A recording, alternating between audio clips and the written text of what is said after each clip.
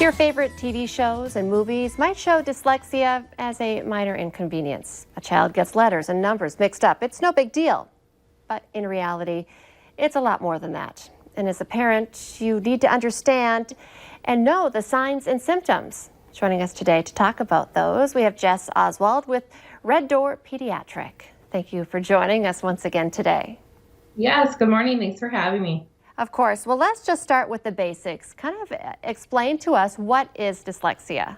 Sure. So dyslexia is a neurologically based learning difficulty. So typically most of us will process language on the left side of our brain. It's kind of your language center. But for these kiddos who have dyslexia, they have been found to be processing language in different parts of the brain, often on the right side.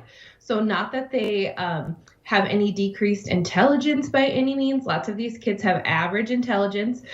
They just need to be able to learn in a little different way. So it kind of just impacts the way that they are learning some of those reading, spelling, writing skills like that, and can definitely be a source of frustration. Oh, that's a good point.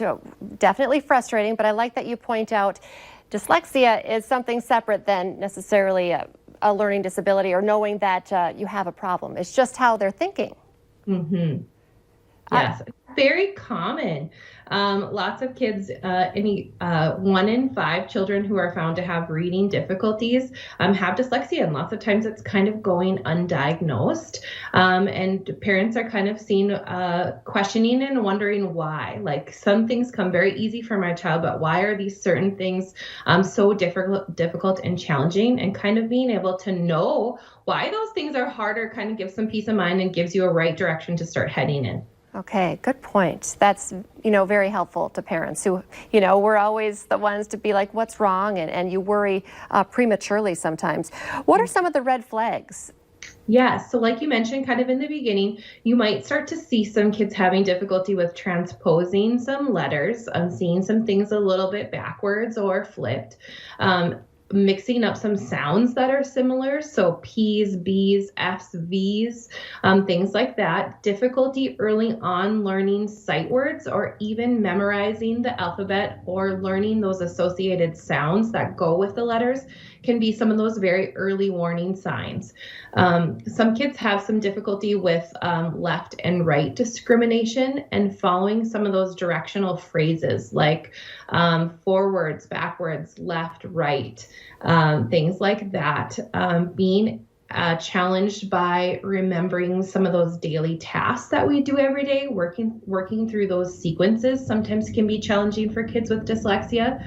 As kids get a little bit older in school, you'll start to see maybe some difficulty with telling time. Even it can affect them with math if they're seeing some of those letters getting flipped or the signs for math.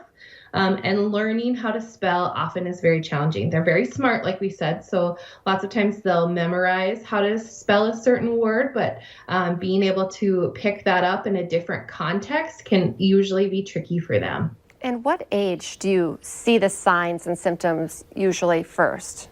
Sure. So I think every kiddo is different, but like I said, you're going to probably see some of those early warning things, like some of those tasks just taking them a little bit longer to catch on for those pre-language skills in those preschool and kindergarten years. I can speak from personal experience. My son has dyslexia. He's now going into 7th grade. And for us, we started to kind of question it right around 1st grade. But I think a lot of kids will start to kind of hit a wall around 3rd grade because a lot of those contextual clues in books like pictures and things like that go away for them.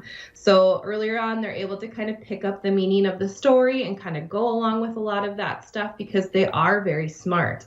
But as those other helps and tips kind of go away for them, then that starts to get a little bit more challenging. So how can you help your child, and what kind of therapy can make a difference?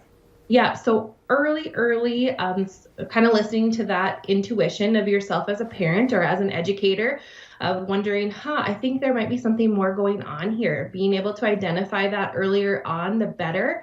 So we at Red Door do a 3-part literacy package, kind of rule in and rule out some different things that could be contributing factors. Our speech therapists are uniquely qualified to be able to diagnose dyslexia. And so we want to be able to look at that a little bit of a bigger picture. Our kids truly having some big discrepancy between what they're able to verbally verbally understand versus written for them is a big red flag for us as things start to get a little progressive in school for them. Like I said, these kids have that average intelligence. So being able to identify this early on is a great way to kind of get them on the right track for learning. Okay, so sooner the better. That's almost always the case. But you mentioned this is often not diagnosed right away. Can you still get help even if you don't realize it till you're later in your elementary years, junior high? Yes, it's really never too late to start. And we have many parents. Dyslexia is something that often runs in families that then will come in when we're kind of talking about these early warning signs and going through the testing. There's oftentimes a family member that realizes that they have a lot of these same contributing factors and did struggle through school and maybe didn't have it identified to get some of that additional help earlier on.